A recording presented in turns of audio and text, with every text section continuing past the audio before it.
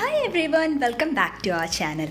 ഇന്ന് നമ്മളൊരു ഹൈദരാബാദി ചിക്കൻ ബിരിയാണിയാണ് ഉണ്ടാക്കാൻ പോകുന്നത്. നമ്മുടെ ചാനലിൽ മുന്നേ എന്തൊക്കെ ബിരിയാണി ഉണ്ടാക്കിയിട്ടുണ്ട്, വെജിറ്റബിൾ ബിരിയാണി ഉണ്ടാക്കിയിട്ടുണ്ട്, അതേപോലെ തന്നെ ദമ്മിട്ടിട്ടുള്ള നല്ല ചിക്കൻ ബിരിയാണിയും ദമ്മിട്ടിട്ടുള്ള നല്ല മട്ടൻ ബിരിയാണിയൊക്കെ ഉണ്ടാക്കിയിട്ടുണ്ട്. അപ്പോൾ ബിരിയാണി സീരീസിൽ നമ്മൾ അടുത്തതായിട്ട് ഉണ്ടാക്കാൻ പോകുന്നതാണ് ഹൈദരാബാദി ചിക്കൻ ബിരിയാണി. ഹൈദരാബാദി ചിക്കൻ ബിരിയാണി അതിൻ്റെ മസാലയ്ക്കും അതിൻ്റെ റൈസിനൊക്കെ ആയിട്ട് ഒരുപാട് വ്യത്യാസമാണ്. നമ്മുടെ നാട്ടിലുണ്ടാക്കുന്ന ബിരിയാണിയേക്കാൾ ഒരുപാട് വ്യത്യാസമുള്ളതാണ് ഹൈദരാബാദി ബിരിയാണി. അത് ഉണ്ടാക്കുന്നത് വേറെ രീതിയിലാണ്. അപ്പോൾ ഇന്നത്തെ വീഡിയോ കണ്ടു നോക്കിയിട്ട് ഉണ്ടാക്കി വെക്കുക. ഇഷ്ടമായിരുന്നുണ്ടെങ്കിൽ എന്തായാലും നമ്മുടെ വീഡിയോ ലൈക്ക് ചെയ്യണം, ഷെയർ ചെയ്യണം. സബ്സ്ക്രൈബ് ചെയ്തിട്ടില്ല എന്നുണ്ടെങ്കിൽ എന്തായാലും സബ്സ്ക്രൈബ് ചെയ്യണം കേട്ടോ. അപ്പോൾ നമുക്ക് വേഗം വീഡിയോയിലേക്ക് കിടക്കാം.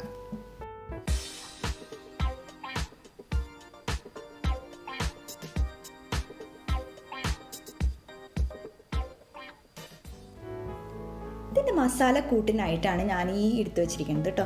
മസാല കൂട്ട് എന്ന് പറഞ്ഞു കഴിഞ്ഞാൽ ആദ്യം നമുക്ക് എന്തൊക്കെ വേണം നോക്കാം. 1 ടീസ്പൂൺ സാദാ ജീരകം, 1 ടീസ്പൂൺ ഗ്രാമ്പു, 1 സ്റ്റാർനീസ്, പിന്നെ അതേപോലെ തന്നെ 1 ബ്ലാക്ക് കാർഡമം ഞാൻ മന്തിയിൽ കാണിച്ചിട്ടുണ്ട്.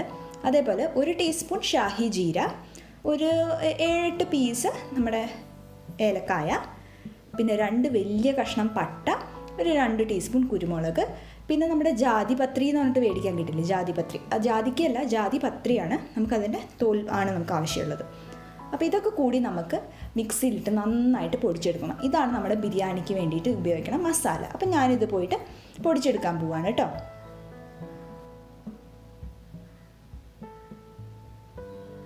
പിന്നെ നമുക്ക് മാരിനേഷനായിട്ട് 2 വലിയ കഷ്ണം ഇഞ്ചി, ഏകദേശം ഈ വലിപ്പമുള്ള ഇഞ്ചി, പിന്നെ ഒരു 10-12 അല്ലി വെളുത്തുള്ളി. വലിയ അല്ലികളാണ് ഞാൻ എടുത്തിരിക്കുന്നത്. നിങ്ങൾ ചെറുതെടുക്കണമെന്നുണ്ടെങ്കിൽ അതിനനുസരിച്ച് അളവ് കുറച്ച് കൂട്ടിക്കോളാം. പിന്നെ ഒരു 1/2 കഷ്ണം നാരങ്ങയുടെ നീര്, അതായത് ഏകദേശം 1 ടേബിൾ സ്പൂണും, പിന്നെ ഒരു 4 പച്ചമുളക്. എരിവിനനുസരിച്ച് നമുക്ക് അങ്ങോട്ടും ഇങ്ങോട്ടും മാറ്റം വരുത്താവുന്നുള്ളൂ. അപ്പോൾ ഇതിൽ നമ്മൾ പച്ചമുളകും ഇഞ്ചിയും വെളുത്തുള്ളിയും കൂടിയിട്ട് നന്നായിട്ട് പേസ്റ്റാക്കി കൊണ്ടുവരണം. പിന്നെ ഇതിലേക്ക് നമ്മുടെ മാരിനേഷന് വേണ്ടിയിട്ടുള്ള മെയിൻ ഐറ്റമാണ് തൈര്. ഒരു 1/4 കപ്പ് തൊട്ട് 1/2 കപ്പ് വരെ എടുക്കാം. 1 കിലോ ചിക്കൻ വെച്ചിട്ടുള്ള ബിരിയാണിയാണ് ഞാനിന്ന് ഉണ്ടാക്കാൻ പോകുന്നത്. അപ്പോൾ ഏകദേശം ഒരു 8 പേർക്കൊക്കെ നല്ലപോലെ കഴിക്കാൻ പറ്റുന്ന ബിരിയാണിയാണെന്ന് ഞാൻ ഉണ്ടാക്കണേ കേട്ടോ. അപ്പോൾ 1 കിലോ ചിക്കൻ നന്നായി കഴുകി വൃത്തിയാക്കി വെച്ചതിലേക്ക് നമ്മൾ നേരത്തെ അരച്ച് വെച്ചിരിക്കണം നമ്മുടെ സ്പൈസസ് പൊടിച്ചതില്ലേ അതും, പിന്നെ അതേപോലെ തന്നെ ജിഞ്ചർ ഗാർലിക് ചില്ലി പേസ്റ്റ് നമ്മൾ അരച്ച് വെച്ചില്ലേ അതും ചേർക്കണം. സോ മാരിനേഷനാണ് ഇതിൻ്റെ മെയിൻ ഐറ്റം. ഇതിലേക്ക് നമുക്ക് നേരത്തെ പറഞ്ഞ അവിടെ മുറിച്ച് വെച്ചിരുന്ന നാരങ്ങ നീര് അത് ഇതിലേക്ക് ചേർക്കാം. അപ്പോൾ പിഴിഞ്ഞ് നോക്കുമ്പോൾ ഏകദേശം ഒരു ടേബിൾ സ്പൂൺ ഉണ്ടാവും കേട്ടോ. പിന്നെ ഇതിലേക്ക് നമ്മൾ എടുത്ത് വെച്ചിരിക്കണം 1/2 കപ്പ് അല്ലെങ്കിൽ 1/4 കപ്പ് തൈര്. ഞാൻ 1/2 കപ്പ് എന്ന് പറയാൻ എന്താ കാര്യം എന്ന് വെച്ച് കഴിഞ്ഞാൽ ഒരുപാട് പുളിയില്ലാത്തതാണെങ്കിൽ 1/2 കപ്പ് വരെ ചേർക്കാം. പിന്നെ നമുക്കൊരു കുറച്ച് മല്ലിയിലയും പുതിനയിലയും ചേർക്കണം. മല്ലിയില കൂടുതൽ ചേർക്കുക, പുതിനയില കുറച്ച് ചേർത്താൽ മതി. 1 ടേബിൾ സ്പൂൺ മല്ലിപ്പൊടി, 1 ടീസ്പൂൺ ജീരകത്തിൻ്റെ പൊടി, 2 ടീസ്പൂൺ മുളക് പൊടി, അതേപോലെ തന്നെ ഉപ്പ്, 1 ടീസ്പൂൺ ഗരം മസാല. ഇതാണ് ഇതിലേക്ക് ചേർക്കുന്ന ബാക്കിയുള്ള പൊടി വകകൾ. അപ്പോൾ ആവശ്യത്തിന് ഉപ്പൊക്കെ നമ്മൾ നോക്കിയിട്ട് വേണം ചേർക്കാനായിട്ട്. ഇത് നമുക്ക് നന്നായിട്ട് ഈ ചിക്കനിൽ മാരിനേറ്റ് ചെയ്യാം. അറ്റ്ലീസ്റ്റ് അതായത് നിങ്ങൾ പെട്ടെന്ന് ഉണ്ടാക്കാനൊക്കെ പ്ലാൻ ഉണ്ടെന്നുണ്ടെങ്കിൽ 1 മണിക്കൂറെങ്കിലും ഇത് മാരിനേറ്റ് ചെയ്ത് വെക്കണം. അല്ലാത്ത പക്ഷം നമുക്കത് കുറേ നേരം മാരിനേറ്റ് ചെയ്യാൻ സമയം കിട്ടുകയാണെങ്കിൽ അപ്പോൾ രാത്രി പുരട്ടി വെച്ചിട്ട് രാവിലെ എടുത്താൽ മതി. അപ്പോൾ ഞാനൊക്കെ രാത്രി പുരട്ടി വെച്ചിട്ട് രാവിലെ എടുക്കുക ചെയ്യണം കേട്ടോ. അപ്പോൾ നമുക്ക് ചിക്കനിലേക്ക് നന്നായിട്ട് ആ മസാല പിടിക്കും. നമ്മൾ വേറെ ഗ്രേവി ഒന്നും ഉണ്ടാക്കുന്നില്ല. ഈ ഒരു ചിക്കൻ തന്നെ വേവിച്ചിട്ടാണ് നമ്മൾ ഗ്രേവി ഉണ്ടാക്കുന്നത്. അപ്പോൾ ഞാനത് ആക്ച്വലി ഫ്രിഡ്ജിൽ വെക്കുന്നത് നമ്മുടെ പ്ലാസ്റ്റിക് കണ്ടെയ്നറില്ലേ, അതേപോലത്തെ പ്ലാസ്റ്റിക് ബോക്സ് കിട്ടും. അപ്പോൾ പ്ലാസ്റ്റിക് ബോക്സ് ഇവിടെ ഉണ്ടായിരുന്നതിൽ ഞാൻ ഈ ചിക്കൻ എടുത്ത് വെച്ചിട്ട് നന്നായി അടച്ചു വയ്ക്കുക. കാരണം എന്താ വെച്ച് കഴിഞ്ഞാൽ ഇതിലൊരു വെളുത്തുള്ളിയുടെ ഇഞ്ചിയുടെ ഒരു സ്മെല്ലുണ്ടായിരിക്കും. ആ സ്മെല്ല് ഫ്രിഡ്ജിലേക്ക് പടരാതിരിക്കാനായിട്ട്, അത് സാധാരണ അത് മര്യാദയ്ക്ക് അടച്ചു വെച്ചില്ല എന്നുണ്ടെങ്കിൽ ബാക്കിയുള്ള സാധനത്തേക്ക് ഫ്രിഡ്ജിനും അതേപോലെ ബാക്കി ഫ്രിഡ്ജിലുള്ള സാധനങ്ങൾക്കൊക്കെ ഒരു ചെറിയൊരു മണം വരും. അപ്പോൾ അത് വരാതിരിക്കാനായിട്ട് ഞാൻ നല്ല ടൈറ്റ് ആയിട്ടുള്ള, അതായത് എയർ ടൈറ്റ് കണ്ടെയ്നറിൽ ആക്കി ഫ്രിഡ്ജിൽ വയ്ക്കാൻ പോവുകയാണ്. അപ്പോൾ ഫ്രിഡ്ജിൽ വെച്ച് നമ്മൾ നാളെ എടുക്കാം. അതേപോലെ ബസ്മതി റൈസ് ഞാനിവിടെ ഒരു ഏകദേശം 4 കപ്പ് എടുത്തിട്ടുണ്ട്. 4 കപ്പ് ബസ്മതി റൈസ് എടുത്തിരിക്കണത് എന്താ വെച്ചാൽ ഞാൻ പറഞ്ഞില്ല 8 പേർക്ക് കഴിക്കാനുള്ള ഒരു അളവിന് എടുത്തതാണ്. അപ്പോൾ ഇത് നന്നായി കഴുകി വെള്ളത്തിൽ കുതിർത്ത് വെക്കണം. അപ്പോൾ 20 മിനിറ്റോളം ഞാനിവിടെ കുതിർത്ത് വെക്കുന്നുണ്ട്. പിന്നെ അതുപോലെ തന്നെ ജീരകശാല അരി ഇതിന് ഉപയോഗിക്കരുത് കേട്ടോ. ബസ്മതി റൈസാണ് നമ്മുടെ ഹൈദരാബാദി ബിരിയാണിയുടെ മെയിൻ ഐറ്റം. പിന്നെ ചോറിലേക്ക് നമുക്കൊരു വലിയ കഷ്ണം പട്ട, ബേ ലീഫ്, ഗ്രാമ്പു, ഏലക്കായ, 1 ടീസ്പൂൺ ഷാഹിജീര, അതായത് സഹജീരകം, അതും കൂടി ചേർത്തിട്ട് ഇത് അരി വേവിക്കുമ്പോൾ ഉള്ളത് ആണ് കേട്ടോ. അപ്പോൾ ഇത് മാറ്റി വയ്ക്കാം. ഇനി നമുക്ക് കറി ഉണ്ടാക്കാൻ തുടങ്ങാം. കറി ഉണ്ടാക്കാൻ തുടങ്ങുന്നതിന് മുന്നേ നമുക്ക് എന്ത് ചെയ്യണമെന്ന് വെച്ച് കഴിഞ്ഞാൽ സവോള നന്നായിട്ട് മൊരിയിച്ചെടുക്കണം. സാധാരണ നമ്മൾ ബിരിയാണിക്കൊക്കെ സവോള അങ്ങനെ വഴറ്റിയെടുക്കുക പതിവ്. പക്ഷേ ഹൈദരാബാദി ബിരിയാണിയിൽ എണ്ണയിലിട്ടിട്ട് അല്ലെങ്കിൽ നെയ്യിലിട്ടിട്ട്, എണ്ണയിലാണ് നമ്മൾ മോസ്റ്റ്ലി ഫ്രൈ ചെയ്യുക, നെയ്യ് ഒരുപാട് ഇപ്പോൾ യൂസ് ചെയ്യില്ല, എണ്ണയിലിട്ട് നന്നായിട്ട് ഫ്രൈ ചെയ്ത് വറുത്ത് കോരിയെടുക്കും, അതായത് കാരമലൈസ് ചെയ്തെടുക്കും. അപ്പോൾ ഇതായിരിക്കും നമ്മൾ ചിക്കൻ മാരിനേറ്റ് ചെയ്തതിലേക്ക് ആഡ് ചെയ്യുന്നുണ്ടാവുക. അപ്പോൾ പെട്ടെന്ന് മൊരിഞ്ഞ് കിട്ടാനായിട്ട് ഒരു നുള്ള് പഞ്ചസാര വെതറിയാൽ മതി. അപ്പോൾ ഞാനിങ്ങനെ ഒരു 3 സവോള, വലിയ സവോള എടുത്തിട്ടുണ്ട്. ബാച്ചായിട്ട് ഇതേപോലെ കാരമലൈസ് ചെയ്തെടുക്കും. ആ സമയം നമുക്കവിടെ ചോറ് വയ്ക്കാം. ചോറ് വയ്ക്കാൻ ഞാനിവിടെ സാധാരണ നമ്മൾ വീട്ടിലൊക്കെ ചോറ് വയ്ക്കില്ല, അതേപോലെ തന്നെ ഒരു കൃത്യ അളവില്ല, കാരണം നമ്മളിത് ചോറ് വാർത്തെടുക്കും. അപ്പോൾ വെള്ളം വെച്ചിട്ട് വെള്ളം ചൂടായി തുടങ്ങുമ്പോൾ അതിലേക്ക് നമ്മുടെ ബേ ലീഫും പട്ട, ഗ്രാമ്പു, ഏലക്കായ, സജീരകമൊക്കെ ഇട്ടിട്ട് തിളപ്പിച്ചെടുക്കുക. അപ്പോൾ വെള്ളം നന്നായി തിളച്ച് വരുമ്പോൾ ഇതിലേക്ക് അവിടെ നമ്മൾ കുതിർത്ത് വെച്ചിരിക്കുന്ന അരി ഇതിലേക്ക് ചേർക്കാം. അപ്പം വെള്ളം നന്നായിട്ട് ചൂടായതിന് ശേഷം മാത്രമേ അരി ഇടാൻ പാടുള്ളൂ കേട്ടോ, ഇല്ലെങ്കിൽ അത് അത്ര പെട്ടെന്ന് ചിലപ്പോൾ ഒന്ന് പൊട്ടിപ്പോകാനൊക്കെ ചാൻസ് ഉണ്ട്. പിന്നെ ഇതിലേക്ക് ആവശ്യമുള്ള ഉപ്പും അതേപോലെ തന്നെ ഞാൻ ചേർക്കുന്നത് 1 ടീസ്പൂൺ ഓയിൽ ചേർക്കുന്നുണ്ട്. ഈ ഓയിൽ ചേർക്കണം എന്തിനാണെന്ന് വെച്ചാൽ അരി ഒട്ടിപ്പിടിക്കാതിരിക്കാനാണ്, അത് നന്നായി കുഴഞ്ഞു പോകാതിരിക്കാനും കൂടി വേണ്ടിയിട്ടാണ്. നമ്മുടെ ഇവിടെ ഓണിയൻസ് ഇവിടെ നന്നായി കാരമലൈസ് ചെയ്തത് നല്ല ഫ്രൈ ആയി വന്നിട്ടുണ്ട്. അപ്പോൾ ലാസ്റ്റ് ബാച്ചാണിത്. അപ്പോൾ ഞാൻ 3 ബാച്ചായിട്ട് അങ്ങനെ വറുത്ത് കോരി. അപ്പോൾ ഈ എണ്ണ നമ്മൾക്ക് ഇനി വേസ്റ്റ് ആവുമെന്നൊന്നും വിചാരിക്കേണ്ട, കാരണം ഈ എണ്ണയിൽ തന്നെയാണ് നമ്മളിനി ചിക്കൻ ഗ്രേവി പ്രിപ്പയർ ചെയ്യാൻ പോകുന്നത്.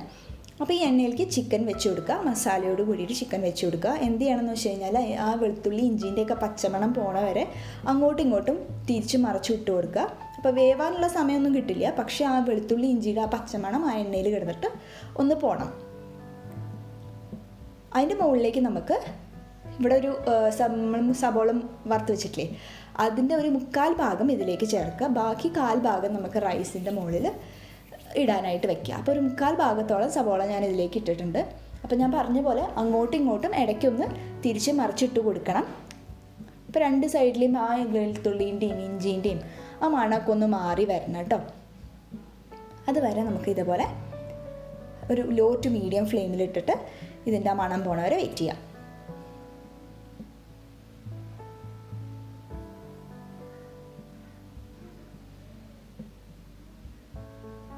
ഇവിടെ നമ്മുടെ ചോറ് ആ സമയം റെഡി ആയിട്ടുണ്ട്.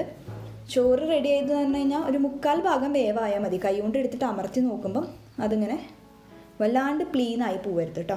അപ്പോൾ 1/4 ഭാഗം ചോറ് വേവായാൽ മതി. എന്നിട്ട് നമ്മൾ സാധാരണ ചോറ് വാർക്കണ പോലെ തന്നെ അതിലെ വെള്ളം വാർത്ത് ഊറ്റി വെക്കും കേട്ടോ.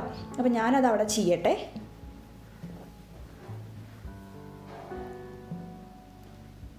അതുപോലെ തന്നെ നമ്മുടെ ചിക്കൻ്റെ സ്മെല്ല് ഇവിടെ ഏകദേശം ആ ഒരു ജിഞ്ചർ ഗാർലിക്കിൻ്റെ ഒക്കെ റോ സ്മെല്ല് പോയിട്ടുണ്ട്.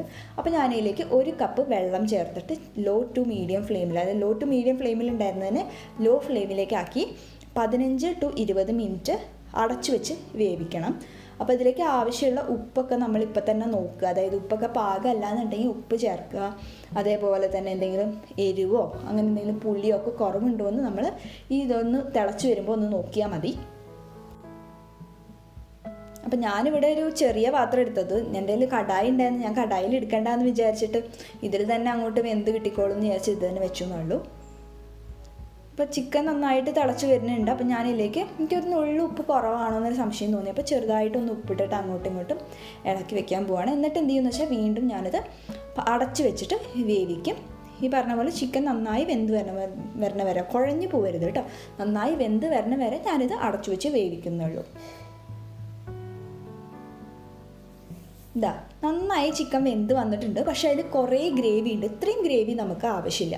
അപ്പോൾ ഈ സമയത്ത് ഹൈ ഫ്ലെയിമിലിട്ടിട്ട് ആ വെള്ളം നന്നായിട്ട് വറ്റിച്ചെടുക്കുക. നല്ല തിക്ക് ഗ്രേവി ആവണ വരെ നന്നായി വറ്റിച്ചെടുക്കുക കേട്ടോ. ഹൈ ഫ്ലെയിമിലിട്ട് ഓട്ടോമാറ്റിക്കലി ആ വെള്ളം നന്നായിട്ട് വറ്റിപ്പൊക്കോളും. അപ്പം നല്ല തിക്ക് ഗ്രേവി ആയിട്ട് കിട്ടും.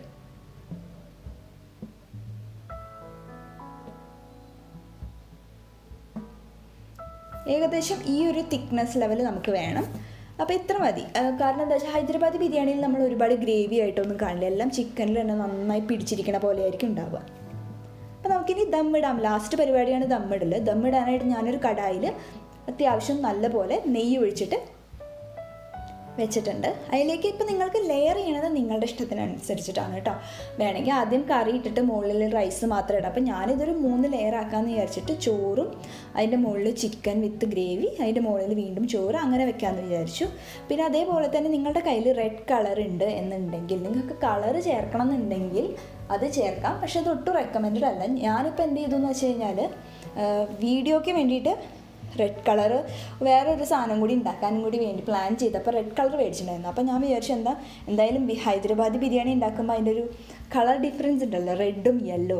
അപ്പോൾ യെല്ലോയ്ക്ക് വേണ്ടിയിട്ട് എൻ്റെ കയ്യിൽ ഓൾറെഡി സാഫ്രോൺ ഉണ്ടായിരുന്നു, അതായത് നമ്മുടെ കുങ്കുമപ്പൂ ഉണ്ടായിരുന്നു. അപ്പോൾ അത് പാലിൽ ചേർക്കാമെന്ന് വിചാരിച്ചു.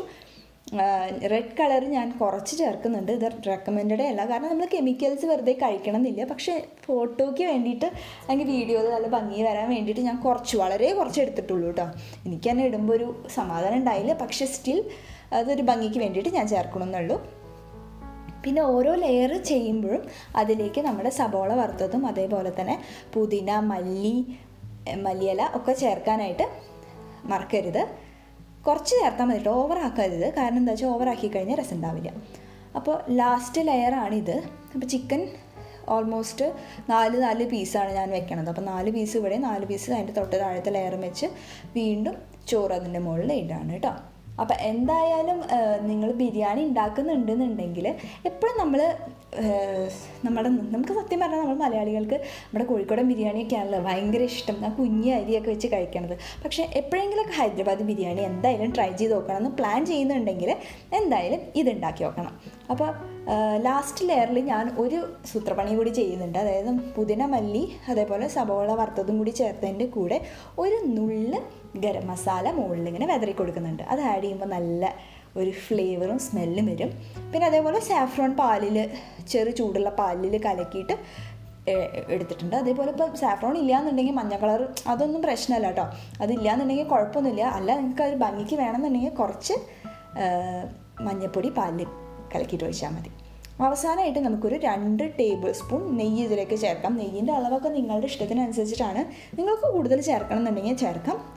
അപ്പം ഞാനിവിടെ ഏകദേശം ഒരു 2 ടേബിൾ സ്പൂൺ നെയ്യ് എടുത്തിട്ടുണ്ട്. ഇത് അടച്ചു വയ്ക്കാം. ഇനി നമുക്ക് ദമ്മ് പ്രോസസ്സ് നോക്കാം.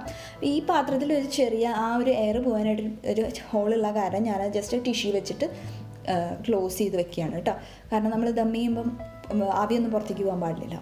അപ്പം ഞാനിവിടെ ദോശക്കല്ല് വെച്ചിട്ടാണ് ദം ചെയ്യണത്. അപ്പോൾ ദോശക്കല്ല് ആദ്യം ഹൈ ഫ്ലെയിമിൽ ഇട്ടിട്ട് ഇത് വയ്ക്കും. എന്നിട്ട് ഒരു 5 മിനിറ്റ് കഴിഞ്ഞിട്ട് ലോ ഫ്ലെയിമിലേക്ക് ആക്കാം. അപ്പോൾ ടോട്ടൽ അത് 15 മിനിറ്റാണ് വെക്കേണ്ടത്.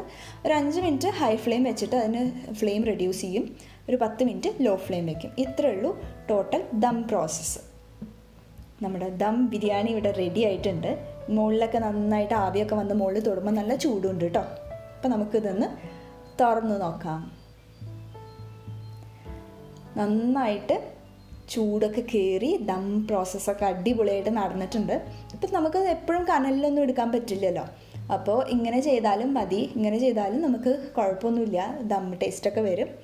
അപ്പോൾ ഇന്ന് അടിപൊളിയായിട്ട് നമ്മൾ ഹൈദരാബാദി ചിക്കൻ ബിരിയാണി ഉണ്ടാക്കിയിട്ടുണ്ട്. എല്ലാവരും ട്രൈ ചെയ്ത് നോക്കണം എന്നാണ് ഞാൻ പറയുക. കാരണം എന്താ വെച്ച് കഴിഞ്ഞാൽ ട്രൈ ചെയ്ത് നോക്കാണ്ട് ഇപ്പോൾ നിങ്ങൾക്ക് നമ്മളുടെ വീഡിയോ കണ്ടിട്ട് ഇഷ്ടപ്പെട്ട് സബ്സ്ക്രൈബ് ചെയ്യണേക്കാളും നിങ്ങൾ ഉണ്ടാക്കി നോക്കിയിട്ട് എന്തായാലും ഇഷ്ടപ്പെടുകയാണെങ്കിൽ തിരിച്ചു വന്നിട്ട് എന്തായാലും സബ്സ്ക്രൈബ് ചെയ്യാൻ മറക്കരുത്.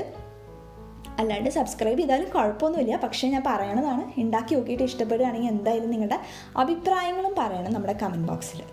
അപ്പോൾ ഞാനത് തുറന്നിട്ട് ഒരു 5 മിനിറ്റ് കഴിഞ്ഞിട്ട് വീണ്ടും എടുക്കുന്നുള്ളൂ. കാരണം ആ ആവിയിലൊന്നും കൂടി ഇരുന്നോട്ടെ എന്ന് വിചാരിച്ചിട്ട്. ഇപ്പോൾ നമുക്ക് ആ ചിക്കനും റൈസൊക്കെ മിക്സ് ആയതൊക്കെ നോക്കാം. കളറും ഒക്കെ വന്നിട്ടുണ്ട് റൈസിൽ. ഇനി നമുക്ക് ആ ചിക്കൻ ആക്ച്വലി ഗ്രേവി ആയിട്ടല്ല ഉണ്ടാവുക. ചിക്കൻ്റെ മുകളിലെ ഗ്രേവി നല്ലോണം പിടിച്ചിട്ടുണ്ടാവുക, അതുണ്ടാവും. അപ്പോൾ നിങ്ങൾക്കത് സെർവ് ചെയ്യുമ്പോൾ ചിക്കൻ വേറെ, റൈസ് എന്നിട്ട് ആ മസാലയിൽ ജസ്റ്റ് ഒന്ന് മിക്സ് ചെയ്ത് അങ്ങനെ വേണമെങ്കിൽ ചെയ്യാം. അങ്ങനെ ഇഷ്ടമില്ലാത്തവരുണ്ടെന്നുണ്ടെങ്കിൽ റൈസ് മാത്രം ചിക്കൻ വേറെ അങ്ങനെ എടുത്തും കഴിക്കാം കേട്ടോ. അപ്പം ഇന്ന് നമ്മൾ നല്ല അടിപൊളിയായിട്ട് ഈസി ആയിട്ട് ഹൈദരാബാദി ചിക്കൻ ബിരിയാണി എങ്ങനെ ഉണ്ടാക്കണമെന്ന് കണ്ടു. ബാക്കിയുള്ളത് ഞങ്ങൾ ചെറിയതായിട്ട് ചെറിയൊരു ഫോട്ടോഷൂട്ടും അങ്ങനെയൊക്കെ ചെയ്തു.